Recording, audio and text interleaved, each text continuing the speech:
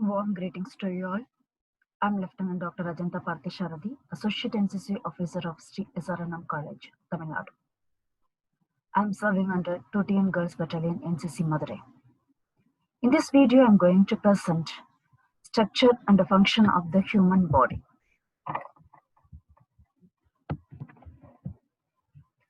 The human body is the greatest of all complex machineries. In order to carry out first aid, a first aider should have basic idea of structure and the function of every part of the human body.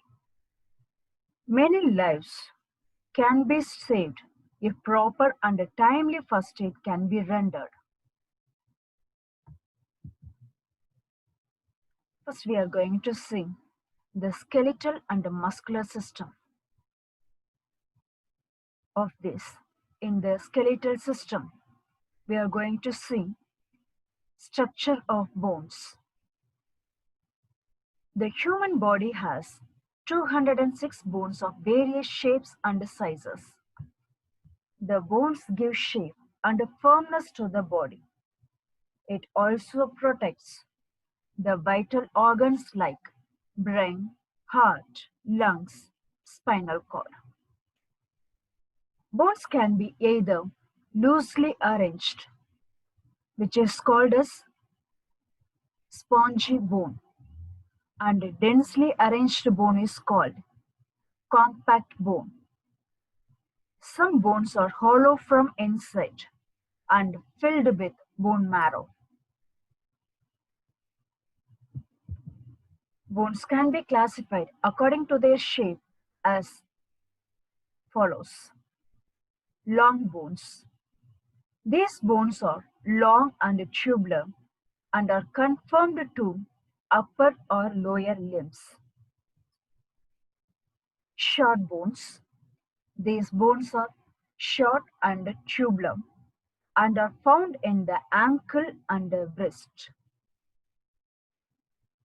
Flat bones. These bones are flat like plates. Example, bones of our cranium, skull, shoulder or hip. Next comes irregular bones. Irregular or mixed shape. Example, vertebral column. Next comes sesamoid bones. They develop in the tendons of the muscles around the joint, like patella. Next, we are going to see about the muscular system. The muscle forms about half of the total weight of the body and are responsible for our body movement. The muscles form the flesh of the body, which is under the control of the nervous system. The muscles of the body are classified as voluntary or skeletal muscles, involuntary muscles, cardiac muscles. Of these, voluntary muscles are attached to the surface of bones, which is otherwise known as skeletal muscles. These muscles form about 47% of the body weight, and these are either fiber type or straighter type. Most of the skeletal muscles span from one bone to another across a joint, and by contracting, they act upon the joints and produce movements. The involuntary muscles.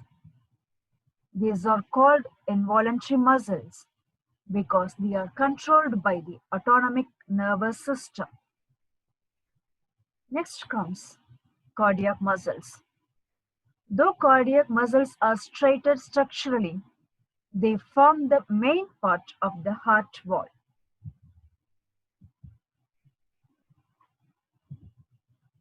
The next thing is our organ systems.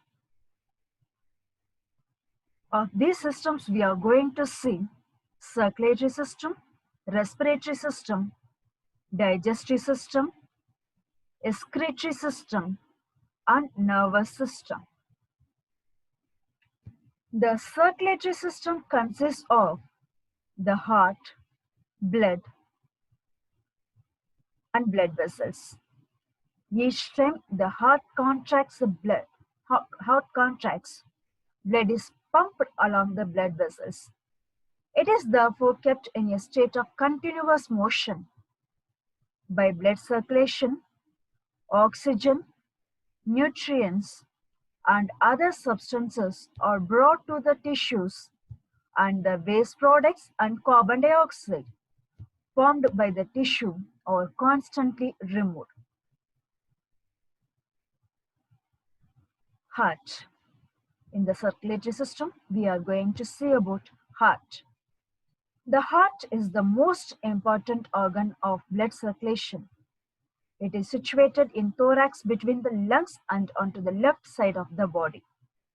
The size of heart is equal to a closed fist, and the average weight of heart in a male is about 300 grams, and in a female it is about 250 grams. It is divided into two compartments, the right and the left. The right side contains impure blood, while left side contains pure blood. Each side is again divided into auricles and ventricles. Auricles are the receiving chambers.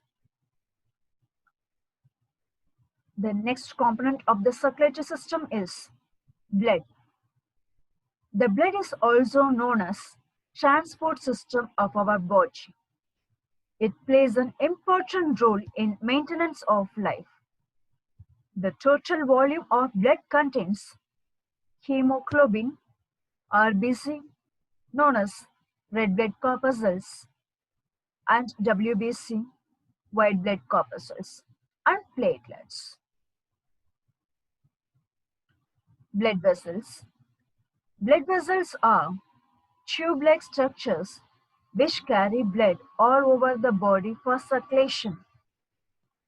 These are of three types: arteries, capillaries, veins.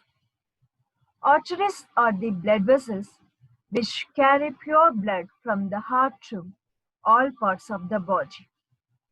Capillaries are tiny blood vessels which connect the small arteries and veins.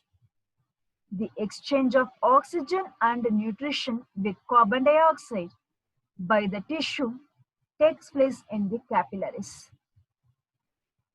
Veins are the blood vessels which carry impure blood to the heart.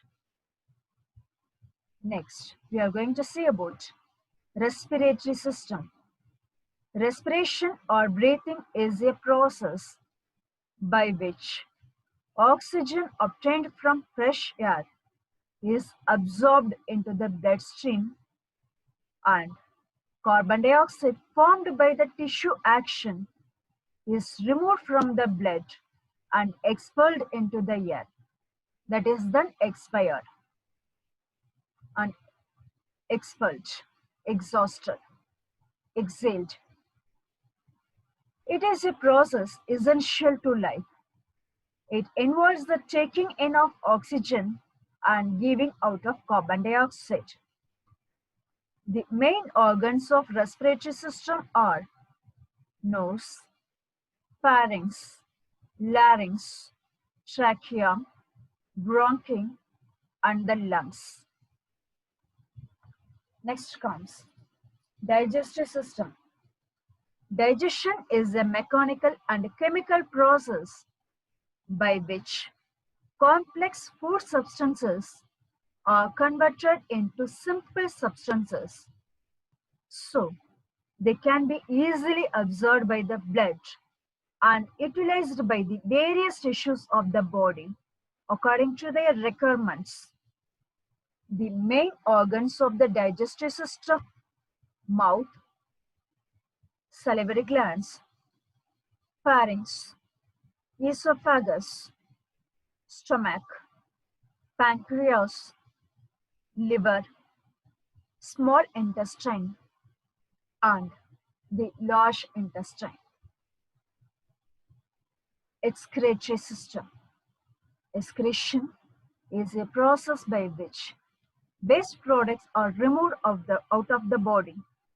Among the organs that contribute towards the elimination of waste products are the skin, lungs, kidneys, and gastrointestinal tract.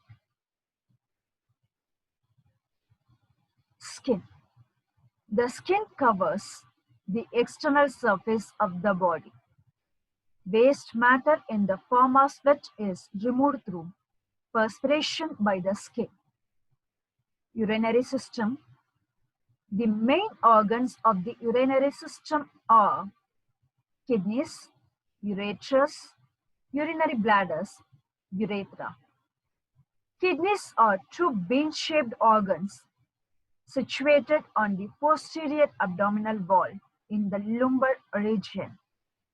They act as filters in the body to filter the waste. Ureters are two tubes which carry the urine from kidney to urinary bladder. Urinary is a hollow muscular organ situated in the pelvic cavity. It is a freely movable organ. The last one is urethra. It is a tube leading from the floor of the urinary bladder to the exterior.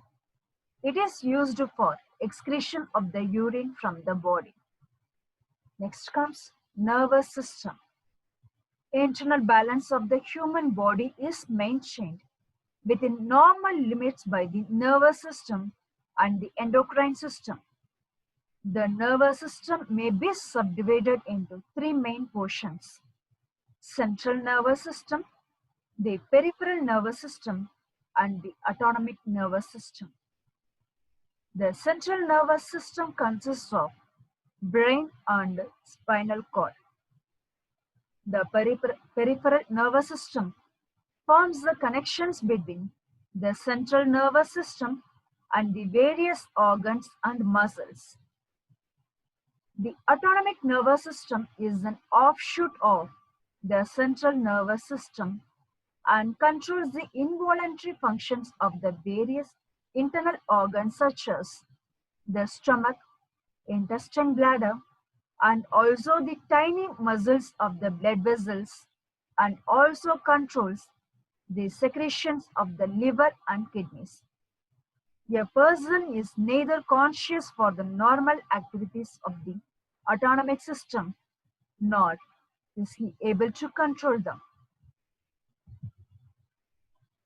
Basic knowledge of our body systems allows us to understand the field of health and hygiene with ease.